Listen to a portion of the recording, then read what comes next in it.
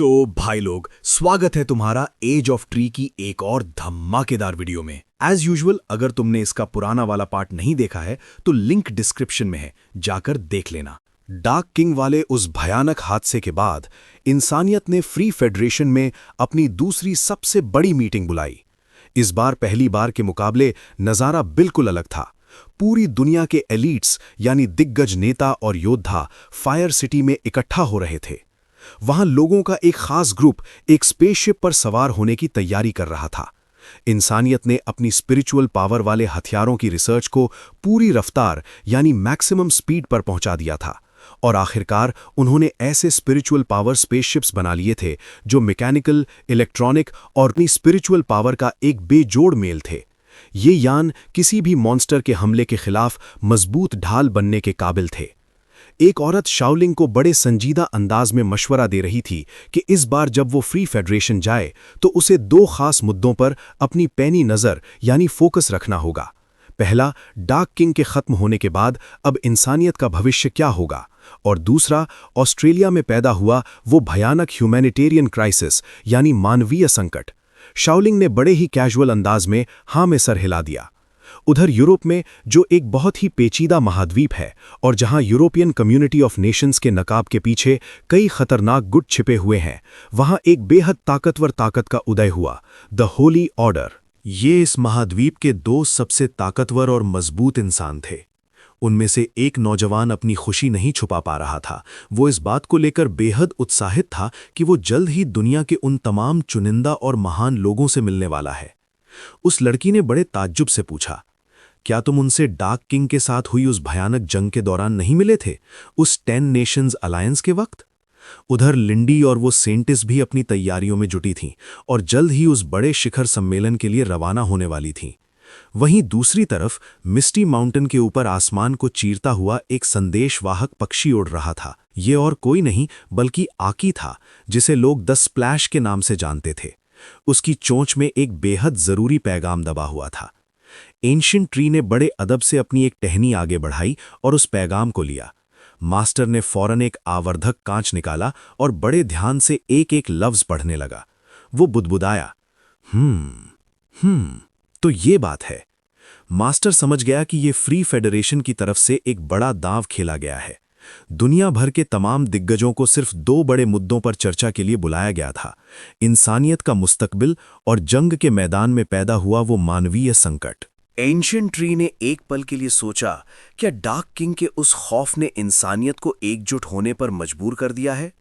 लेकिन अगले ही पल मास्टर ठहाके लगाकर जोर जोर से हंसने लगा। उसे एहसास हुआ कि ये सोच कितनी भोली और मासूम है। मास्टर ने अपनी हंसी रोकते हुए कहा, अगर इंसानियत सैकड़ों मीटिंग्स भी कर ले तो भी वे कभी एक नहीं हो सकते, और जहां तक उनके भविष्य की बात है उसे तो भूल ही जाओ। आखिर में वे सिर्फ और सिर्फ रिसोर्सेज यानी संसाधनों के लिए आपस में कुत्ते बिल्लियों की तरह लड़ते हुए ही खत्म होंगे। एंशिएंट ट्री ने बड़े ही बेपरवाह अंदाज में उस मैसेज को जलाकर राख कर दिया। लेकिन भाई, जैसे ही उसके दिमाग में रिसोर्सेज यानी संसाधनों का जिक्र आया, उसकी आंखें तुरंत सिकुड़ गईं। मास्टर अच्छे से जानता था कि जिस ऑस्ट्रेलिया पर उसका कब्जा है वहां खनिज संपदा का अंबार लगा हुआ है। अकेले उस जगह पर जहां एंशिएंट ट्री खुद रहता था, वहां डार्क ओर और अनगिनत थंडर ओर की 20 से भी ज्यादा खानें मौजूद थीं। बस एक ही मलाल था कि वहां लाइट स्पिरिट स्टोन्स ना के बराबर थे। मास्टर के उन 9 स्पेसेस का दायरा अब काफी फैल चुका था।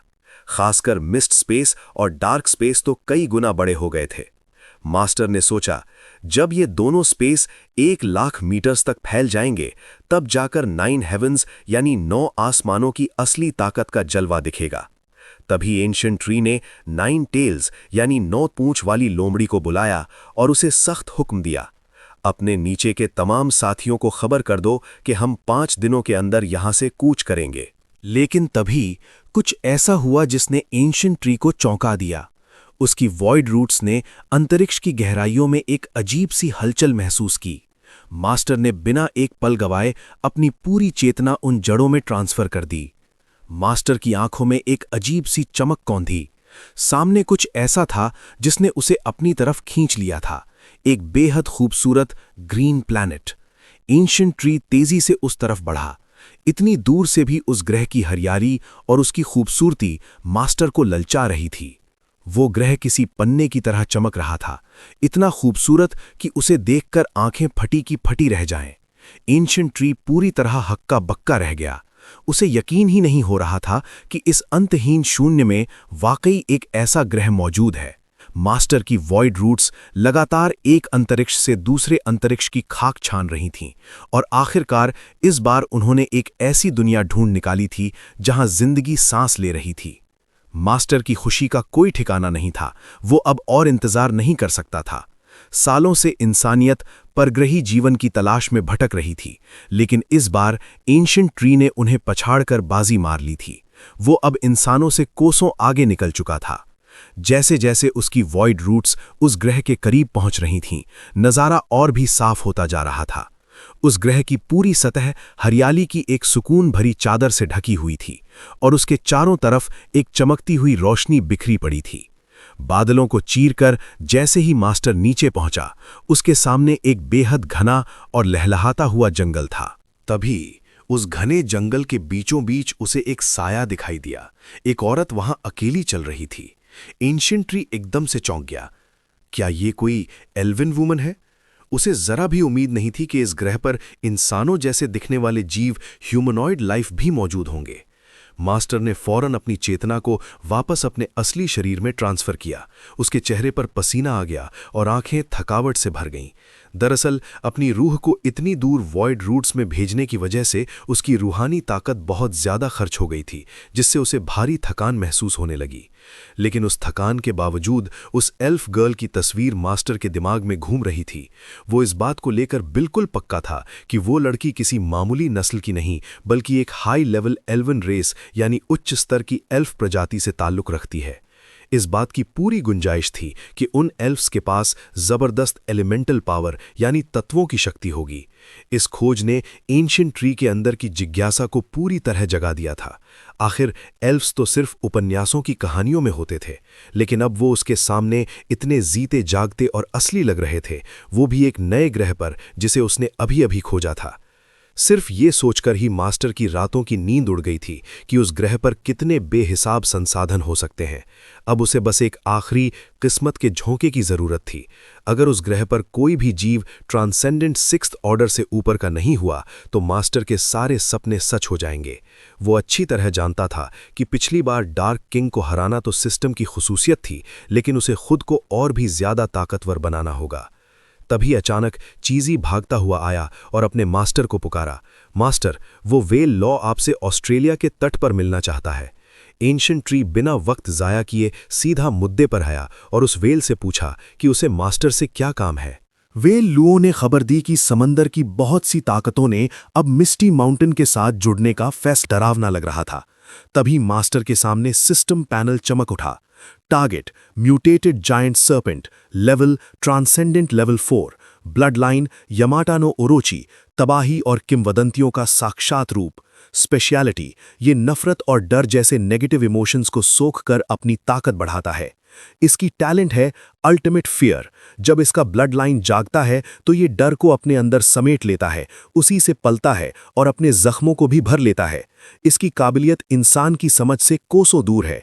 डेडली वेनम, ऐसा जहर जो दुनिया की हर चीज को गला करोड़ कर दे।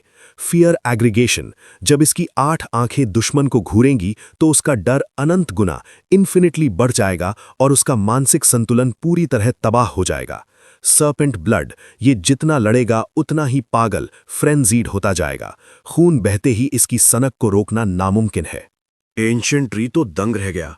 उस सांप के अब 3 और नए सिर निकल आए थे। ये 8 हेडेड सर्पेंट उसकी कल्पना से भी कहीं ज्यादा खतरनाक हो चुका था। वो डर को खाकर बड़ा हो रहा था। उस 8 सिरों वाले सांप ने फुफकारते हुए कहा कि पिछली जंग के बाद वो कामयाबी से 4th ऑर्डर पर पहुंच गया है। उसने कभी सोचा भी नहीं था कि दूसरों में खौफ फैलाना और फिर उसी डर को निगल लेना उसे इतनी जल्दी लेवल अप करा देगा। मास्टर ये देखकर बेहद खुश हुआ। उसने बड़े फख्र से ऐलान किया कि अब इस पूरे समंदर की निगरानी और हुकूमत का काम इस 8 हेडेड सर्पेंट के हवाले है। अब समंदर का असली राजा मास्टर का वफादार बन चुका था। अब जब ये 8 सिरों वाला सांप इतना ताकतवर हो चुका था तो एंशिएंट ट्री ने फैसला किया कि इसे अब किनारे पर आकर व्हाइट टाइगर के साथ टीम बनानी चाहिए। समंदर की रखवाली का जिम्मा अब पूरी तरह से उस वेल लुओ को सौंप दिया गया। मास्टर ने उसे खास तौर पर हिदायत दी कि वो अपनी ताकत को बचा कर रखे और सही वक्त का इंतजार करे। ठीक उसी पल आसमान से व्हाइट टाइगर की दहाड़ गूंजी।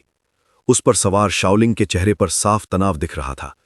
उसने चिल्लाते हुए मास्टर को खबर दी, डार्क किंग के वफादार फिर से सामने आए हैं। और भाई, ये और कोई नहीं बल्कि वो विजर्ड कैट थी।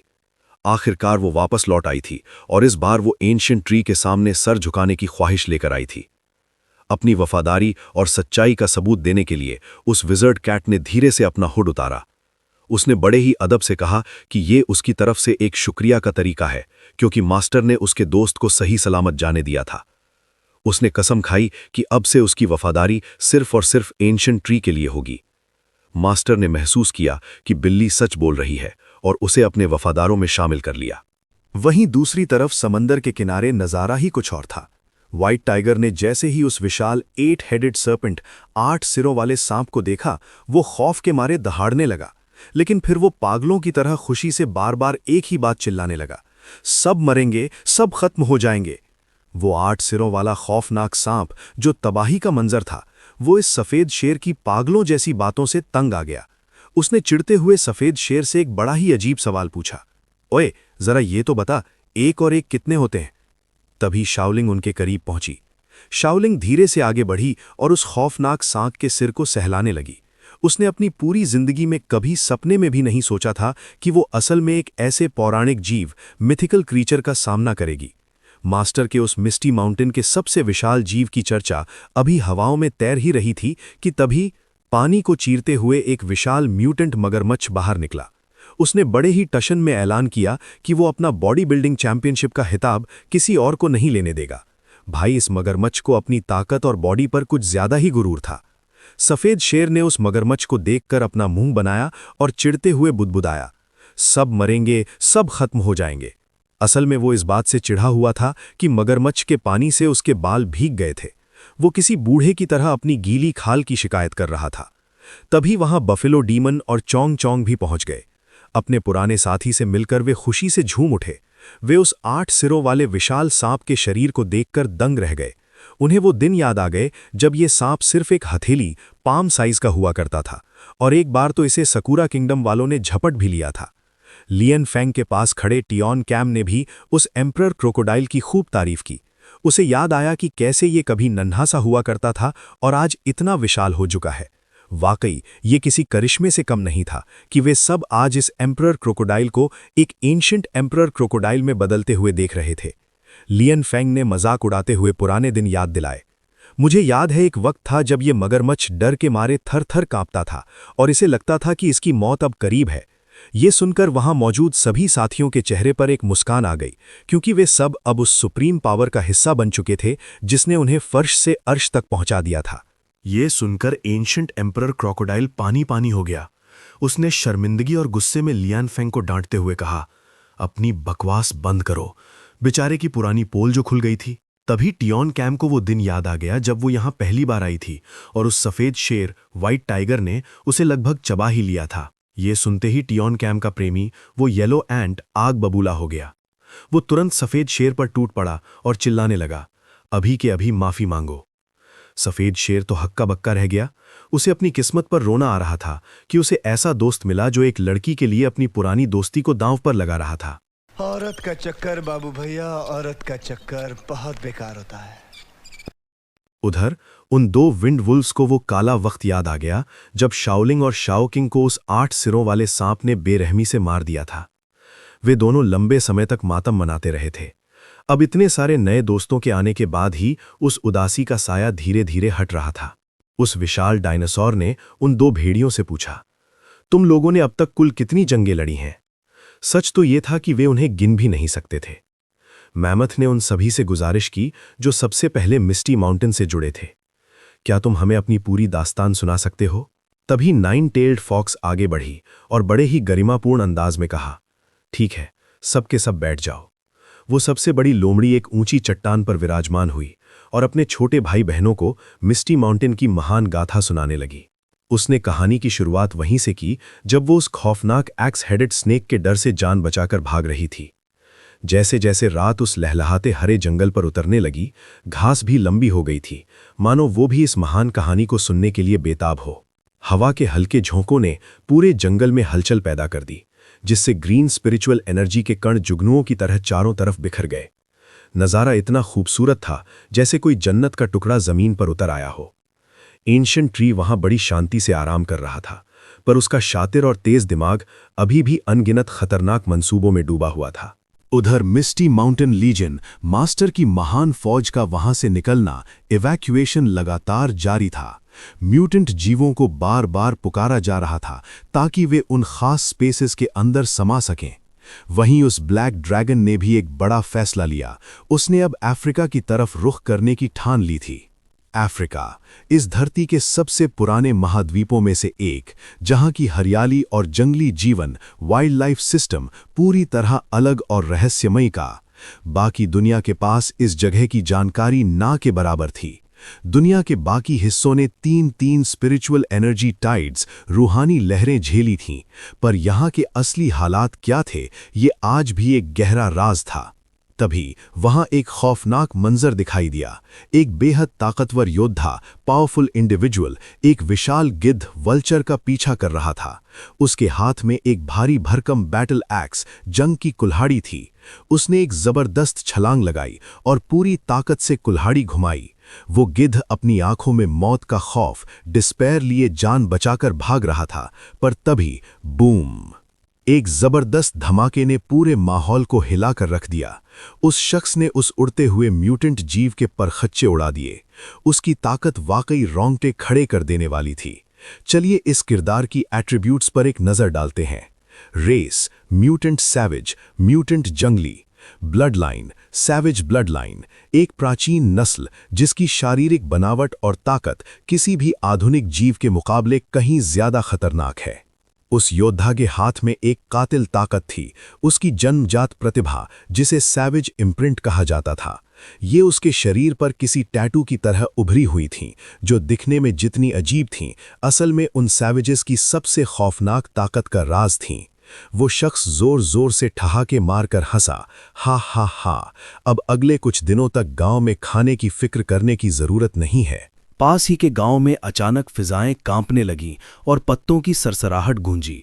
ये और कोई नहीं बल्कि एंशिएंट ट्री का साया था। मास्टर को भी उम्मीद नहीं थी कि यहाँ सैविज ट्राइब मौजूद होगा। ये एक ऐसी पौराणिक नस्ल थी जिसका हर एक सदस्य बेमिसाल ताकत और तबाही मचा देने वाली शारीरिक मारक क्षमता का मालिक था। मास्टर को एहसास हुआ कि इतिहास के हर मोड़ पर ऐसी महान नस्लों के लिए जगह हमेशा रहती है। ये सैविजेस शानदार योद्धा थे, मजबूत और निडर।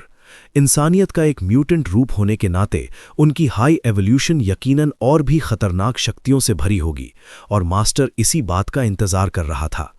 यही सोचते हुए एंशिएंट ट्री ने एक निडर कदम उठाया।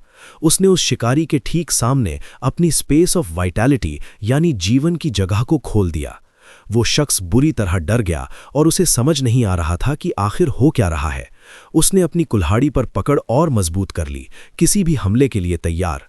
तभी उस स्पेस के अंदर से वो 8 सिरों वाला सांप बड़ी बेरहमी से बाहर निकला और पलक झपकते ही उस शख्स के शिकार को झपट लिया।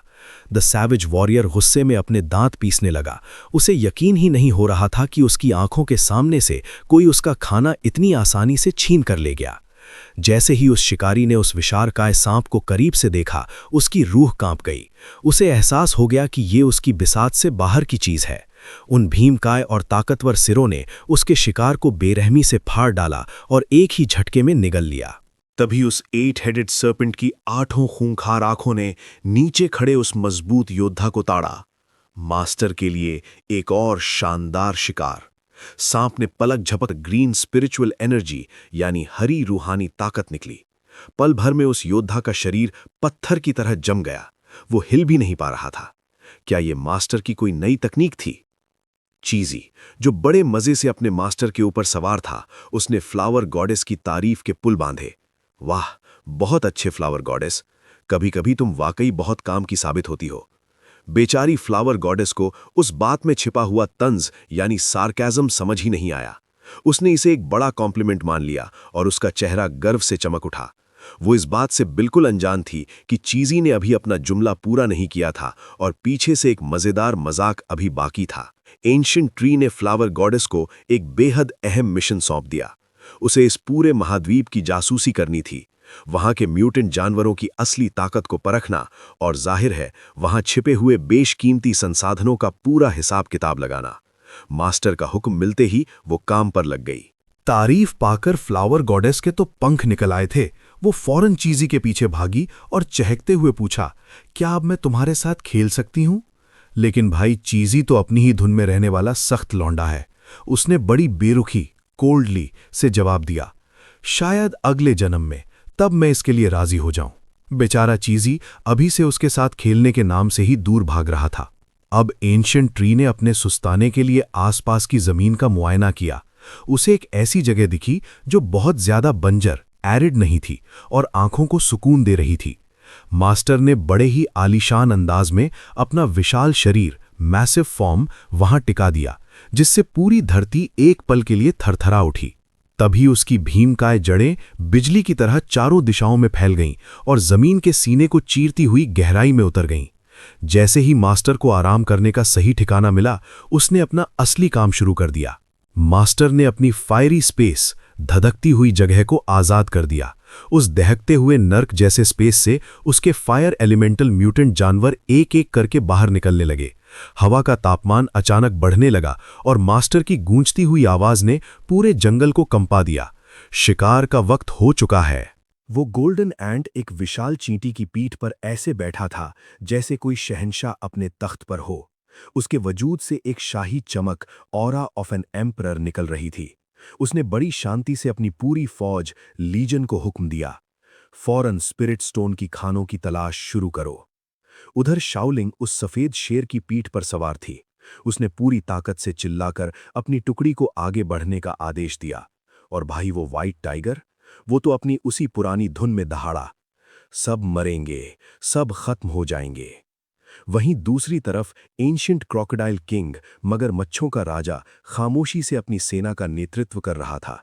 उसके भीमकाय पैरों की धमक से जमीन दहल रही थी। देखते ही देखते अनगिनत म्यूटेंट जानवर डिवाइन ट्री के उस जादुई स्पेस से बाहर निकल आए और पूरे इलाके में शिकार के लिए फैल गए। तभी अचानक एंशिएंट ट्री को कुछ महसूस हुआ, एक ऐसी मौजूदगी जिसने मास्टर का ध्यान पूरी तरह अपनी ओर खींच लिया। वो सोचने लगा, क्या मुझे इस मामले को खुद अपने हाथों में लेना चाहिए? मास्टर खुद को रोक नहीं पाया और अपनी जड़ों को जमीन के और भी गहराई में धकेल दिया।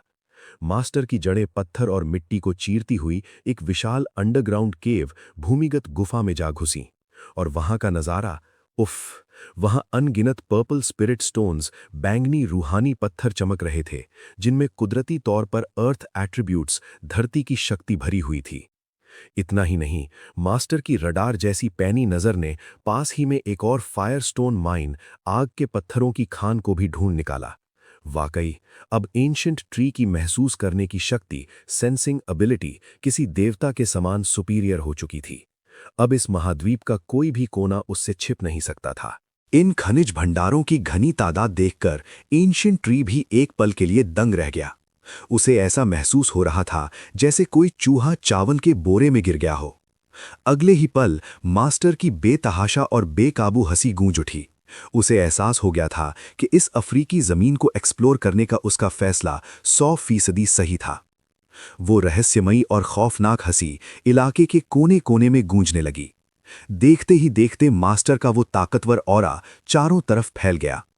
पास के गांव वाले बुरी तरह घबरा गए और आपस में कानाफूसी करने लगे कि अचानक ये क्या बला सामने आ गई है। कबीले के लोग अपने तंबुओं से बाहर निकल आए। उन्होंने आज से पहले कभी इतना भारी रूहानी दबाव, स्पिरिचुअल प्रेशर महसूस नहीं किया था। गांव का मुखिया बाहर आया और अपनी आंखें फाड़कर उस नज़ारे को देखने की कोशिश करने लगा। उसके सामने एक विशालकाय पेड़ खड़ा था जो उस पूरे मैदान पर राज कर रहा था। लानत है, मुखिया ने अपनी जिंदगी में कभी ऐसा पेड़ नहीं देखा था। वो इतना भीमकाय था और उससे एक शांत ठंडी गोल्डन लाइट निकल रही थी। अगर कोई उसे सुकून से महसूस करे तो उसे अपनी थकान मिटती हुई लगेगी और शरीर में एक अजीब सी राहत महसूस होगी। तभी मुखिया का बेटा चिल्ला उठा, क्या ये वही म्यूटेंट पेड़ है जिसके बारे में फेडरेशन ऑफ चाइना में चर्चे होते हैं? भले ही वे एक छोटा सा अल्पसंख्यक समूह यानी माइनॉरिटी ग्रुप थे, लेकिन उन्हें दुनिया की खबरों का पता था। शायद अतीत में उन्होंने हीरों के बदले में हीरे यानी डायमंड्स का लेन देन किया था, इसलिए उन्हें इस एंशिएंट ट्री की ताकत का थोड़ा अंदाजा था। गांव के मुखिया को अच्छे से पता था कि म्यूटेंट पेड़ तो ऑस्ट्रेलिया में है, वो रातों रात यहां अचानक कैसे प्रकट हो सकता है। अतीत में इन लोगों ने आईफोन और आधुनिक तकनीक के बदले अपने बेशकीमती हाथी दांत और हीरे बेचे थे, इसलिए वे दुनिया की हलचल से वाकिफ थे। उस बूढ़े मुखिया की आंखें सितारों की तरह चमक उठीं।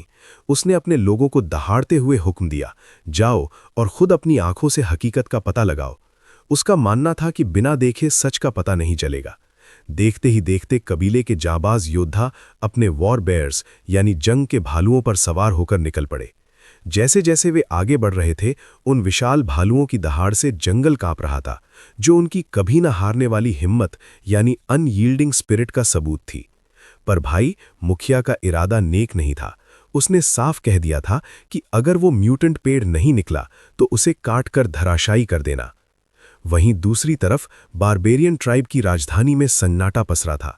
वहां का बारबेरियन किंग यानी जंगली राजा अपने पत्थर के सिंहासन पर बड़ी शान से बैठा था। वो खुद एक ट्रांसेंडेंट फोर्थ ऑर्डर का खौफनाक योद्धा था। तभी उसके सामने एक जासूस ने घुटने टेककर खबर दी, बेयर ट्राइब के इलाके में एक बेइंतहा रूहानी ताकत का जन्म हुआ है। ये सुनते ही उस राजा के होश उड़ गए। उसकी आंखें हेडलाइट की तरह चमकने लगीं। वो गहरे सोच में डूब गया। क्या इस दुनिया में मुझसे भी ज्यादा ताकतवर कोई पैदा हो गया है जो मेरी सरजमीन पर अपनी हुकूमत यानी डोमिनेंस जमाने की कोशिश कर रहा है? उस सिपाही ने आगे खबर दी कि बेयर ट्राइब ने पहले ही अपने जासूसों को छानबीन के लिए भेज दिया है। ये सुनकर बारबेरियन किंग की रगों में खून तेजी से दौड़ने लगा। उसे इसमें बड़ा मजा आ रहा था। सालों से वो अजेय रहा था और अब वो किसी ऐसे दुश्मन के लिए तरस रहा था जो उसे बराबरी की टक्कर दे सके। वो अचानक अपने सिंहासन से खड़ा हो गया, जिससे वहां मौजूद हाई प्रीस्ट भी हक्का बक्का रह गया। राजा ने फैसला सुनाया, चलो देखते हैं कि ये कौन सी नई आफत है जो इतनी ताकतवर होने का दावा कर रही है। वहीं एक ऊंची चट्टान पर एक व्हाइट स्नो लायन खामोशी से खड़ा सब देख रहा था। ये कोई मामूली शेर नहीं था, ये भी फोर्थ ऑर्डर तक पहुंच चुका था। उसकी नीली आंखों में एक अजीब सी गहराई थी और वो बिना पलक झपकाए उस चमकते हुए विशाल पेड़ को घूर रहा था। जैसे जैसे शाम ढलने लगी, एंशिएंट ट्री से निकलने वाली वो सुनहरी रोशनी और भी ज्यादा मोहक होने लगी। आसपास के तमाम जीव उस जादुई नूर की तरफ खिंचे चले आ रहे थे। सिर्फ वो अकेला शेर ही नहीं, बल्कि हाथियों के झुंड, विशालकाय कीड़ों के दल और खतरनाक म्यूटेंट सांप भी उसी दिशा में बढ़ने लगे। एक पुराना म्यूटेंट सांप जो हमेशा एक पेड़ के खोखले में छिपकर अपनी जान बचाता आया था, आज बड़ी उलझन में था। वो हिचकिचा रहा था, क्या मुझे भी बाकी सब की तरह उस रहस्यमयी रोशनी का पीछा करना चाहिए या अपनी जान बचाने के लिए यहीं छिपा रहूं? लेकिन सच तो यह था कि उस पूरे इलाके के हर एक छोटे बड़े जीव को मास्टर की उस बेमिसाल और खौफनाक मौजूदगी का एहसास हो चुका था। वो एक ऐसा आकर्षण था जिसे ठुकराना किसी के बस में नहीं था। वे खिंचे चले आ रहे थे, चाहे वो पहाड़ जैसे विशाल जानवर हों या छोटे छोटे नन्हे जीव। शायद ये उनकी अपनी जमीन को बचाने का एक पुराना नफसानी तरीका था। वे इस अनजान और बाहरी ताकत को अपनी सरजमीन से खदेड़ देना चाहते थे, या फिर एंशिएंट ट्री से निकलने वाली वो रूहानी ताकत एक ऐसा नायाब खजाना थी जिसे हर कोई पाना चाहता था। मास्टर को सब मालूम था। उसकी पैनी नजरें देख रही थीं कि अनगिनत ताकतवर शिकारी उसकी तरफ बढ़ रहे हैं। एंशिएंट ट्री अपनी आंखों को सिकोड़कर सोचने लगा कि आखिर इनका स्वागत कैसे किया जाए। वो जानता था कि उसके शरीर की एक एक पत्ती भी इन जानवरों के लिए किसी बेशकीमती इनाम से कम नहीं थी। मास्टर ने फौरन अपने वफादार साथियों को हुक्म सुनाया, इन म्यूटेंट जानवरों को हमारे ज्यादा करीब मत आने देना। मिस्टी माउंटेन का मकसद सिर्फ स्पिरिट स्टोन्स की खुदाई करना था। वे फालतू की मुसीबत यानी स्टर अप ट्रबल मोल नहीं लेना चाहते थे। भले ही मास्टर की फौज का एक बड़ा हिस्सा नए इलाकों की खोज में निकल चुका था, लेकिन यहां जो इलीट टुकड़ी बची थी वो किसी को भी मिट्टी में मिलाने के लिए काफी यानी फॉर्मिडेबल थी। उस आइस ड्रैगन ने चारों तरफ का नज़ारा देखकर हैरानी जताई। वाकई यहां इतने ताकतवर जीवों का होना वाकई ताज्जुब की बात है। चीज़ी ने अपनी तेज नज़रों से गिना और हैरान रह गया। यहां कम से कम 1 दर्जन यानी 12 ऐसे जानवर हैं जो 4th ऑर्डर के खूंखार योद्धा हैं। तभी वो स्नेक गर्ल, जिसके पूरे शरीर में एक सिहरन दौड़ गई थी, उसने अपनी आंखों को सिकोड़ा यानी स्क्विंट किया और उन बढ़ते हुए खतरों पर अपनी नज़रें गड़ा दीं। उसे एहसास हो गया था कि अब खामोशी का वक्त खत्म हो चुका है और किसी भी पल जंग का आगाज हो सकता है। उधर एंशिएंट ट्री गहरे सोच में डूबा था। क्या मुझे एक ही जोरदार हमला करके इन सब का नामो निशान मिटा देना चाहिए? लेकिन फिर उसके दिल में एक टीस उठी। अभी अभी तो वो पूरी दुनिया का मसीहा यानी हीरो ऑफ अर्थ बना था। क्या ऐसे में बेगुनाह जीवों का कत्लेआम करना सही होगा? मास्टर की 2 सबसे बड़ी ताकतें, डीमन बुल और थॉर्न, इस वक्त अपनी सीमाओं को तोड़कर नए लेवल पर पहुंचने की कोशिश में थे। सांड को लाइटनिंग स्पेस में और कांटेदार थॉर्न को अर्थ स्पेस में भेजा गया था ताकि कोई उन्हें परेशान न कर सके। अपनी इस बेमिसाल ताकत को इस्तेमाल न करने का फैसला लेते हुए मास्टर ने बाकी म्यूटेंट फौज पर सब कुछ छोड़ दिया। पास के घने जंगल में उन भालू सवार योद्धाओं के कदमों की आहट अब धीमी पड़ गई थी। वे बड़ी सावधानी से आगे बढ़ रहे थे। उनमें से एक बुदबुदाया, ये जगह तो कभी घास का मैदान हुआ करती थी, पर इस पेड़ के आने के बाद से ये एक डरावना और लहलहाता जंगल बन गया है। उनका लीडर गुस्से और डर से अपने दांत पीसने लगा। उसे अब पूरा यकीन हो गया था कि ये फेडरेशन ऑफ चाइना का वही खौफनाक पेड़ है जिसकी ताकत रोंगटे खड़े कर देने वाली है। लेकिन तभी सन्नाटे को चीरते हुए पीछे से एक 10 फीट लंबा विशाल पोलर बियर ध्रुवीय भालू नमूदार हुआ। एंशिएंट ट्री की जबरदस्त ऑरा की वजह से उस भालू की अपनी मौजूदगी पूरी तरह छिप मास्क्ड हो गई थी, जिससे किसी को उसके आने की भनक तक नहीं लगी। वो मौत की तरह दबे पांव बिल्कुल करीब आ चुका था और फिर एक ही खौफनाक झटके के साथ उस खूंखार पोलर बियर ने एक ही झटके में उस लीडर के शरीर के 2 टुकड़े कर दिए। जब तक बाकी योद्धा कुछ समझ पाते, बहुत देर हो चुकी थी। वे हैरान थे कि आखिर इस तपते अफ्रीका में ध्रुवीय भालू कहां से आ गए। एक योद्धा ने बदहवास होकर चिल्लाया, पेड़ की टहनी काटने पर ध्यान दो। लेकिन उनकी बदकिस्मती, वहां सिर्फ एक भालू नहीं था, बल्कि भालुओं का पूरा झुंड भूखे भेड़ियों की तरह उन पर टूट पड़ा।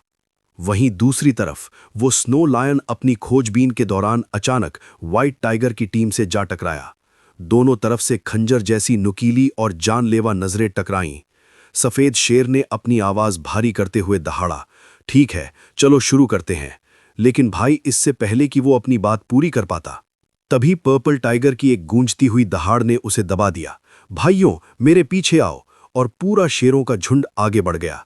बेचारा व्हाइट टाइगर पीछे खड़ा हक्का बक्का रह गया और बुदबुदाने लगा, अरे, लीडर तो मुझे होना चाहिए था। शाओलिंग ने यह तमाशा देखकर चिल्लाया, इमोशनल मत हो, आगे बढ़ो और हमला करो। उधर लायन किंग के इशारे पर छिपे हुए शेरों ने भी धावा बोल दिया। हाथियों के झुंड के सरदार ने अपनी चिंगाड़ के साथ हमले का सिग्नल दिया। ये अफ्रीकी हाथी इतने भीमकाय थे कि उनके हर कदम से जमीन फटने को तैयार थी। लेकिन उनके सामने खड़ी थी मिस्टी माउंटेन की म्यूटेंट बंदरों की फौज। ये बंदर इतने मजबूत और निडर थे कि पहाड़ जैसे हाथियों से भी नहीं घबरा रहे थे। और फिर दोनों तरफ से भीषण टक्कर हुई। चारों तरफ धूल का गुबार छा गया और मीलों दूर से इस खौफनाक जंग का मंजर देखा जा सकता था। जो लोग चैनल पर नए हैं, सब्सक्राइब करो यार।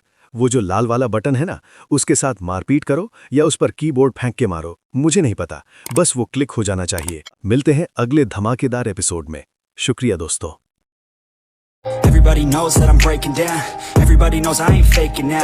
Everybody knows my heart's vacant now. Yeah, she hates me now, I made mistakes but now I don't ever wanna be alone. I don't really ever feel at home. On my own, in the zone, that's the only way I know.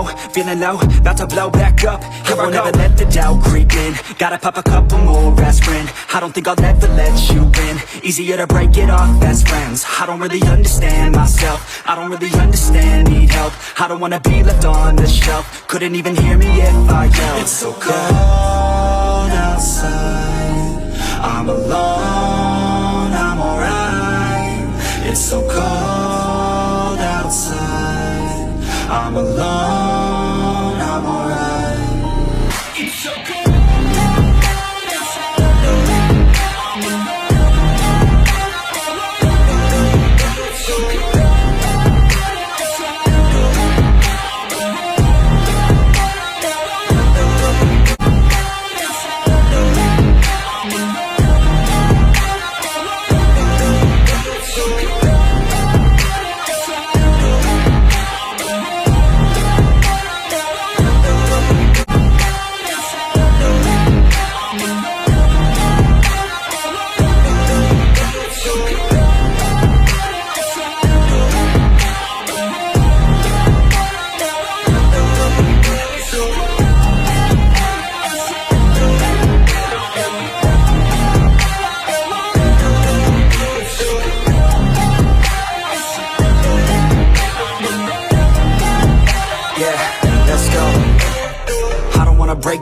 Always feel like I could break now, but I never let it take me to that place now. I won't ever let my thoughts get away now. I got better things to do, picking fate now. I just wanna be the best, call me great now. I don't know if I'm okay or insane now. I remember or insane now. I remember or insane now. Knows that I'm breaking down. Everybody knows I ain't faking now. Everybody knows my heart's vacant now. Yeah, she hates me now. I made mistakes, but now I don't ever wanna be alone. I don't really ever feel at home. On my own, in the zone. That's the only way I know. Feeling low, about to blow back up. Here I won't ever let the doubt creep in. Gotta pop a couple more aspirin. I don't think I'll ever let you in. Easier to break it off best friends. I don't really understand myself. I don't really understand, need help. I don't wanna be left on the shelf. Couldn't even hear me if I yelled. It's so cold outside. I'm alone, I'm alright. It's so cold outside. I'm alone, I'm alright. It's so cold.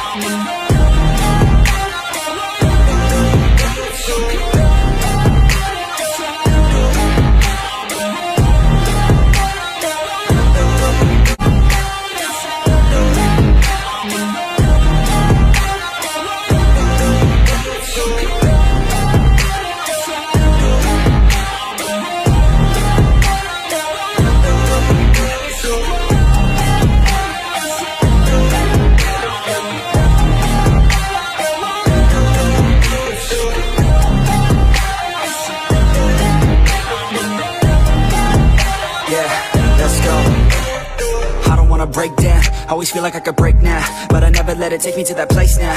I won't ever let my thoughts get away now. I got better things to do, picking fate now. I just wanna be the best, call me great now. I don't know if I'm okay or insane now. I remember or insane now. I remember or insane now. Knows that I'm breaking down. Everybody knows I ain't faking now.